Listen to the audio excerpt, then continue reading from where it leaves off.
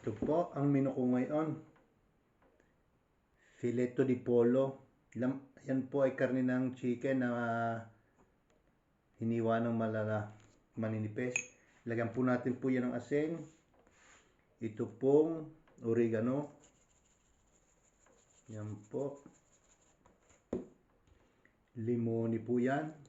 Pisan po natin yan ng lemon po. Yan.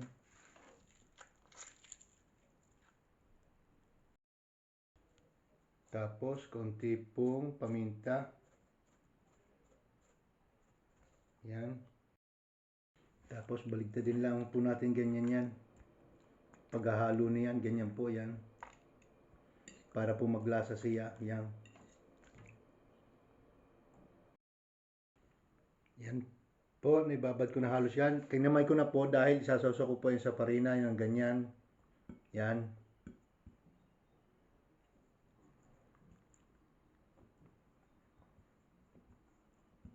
Yan po. Yan, bali po, naisawsaw ko na siya sa harina. Ito naman po ay pipritos natin sa olive oil. Yan po.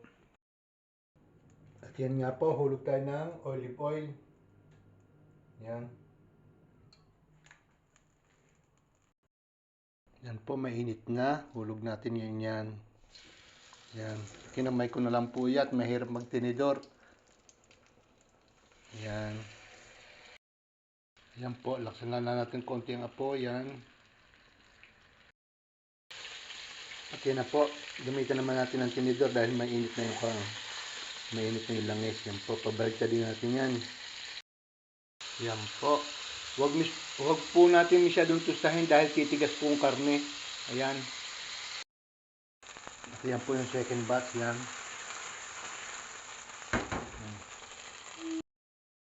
Olay. Luto na po ang aking fileto di polo. Lagyan pulit natin siya ng lemon.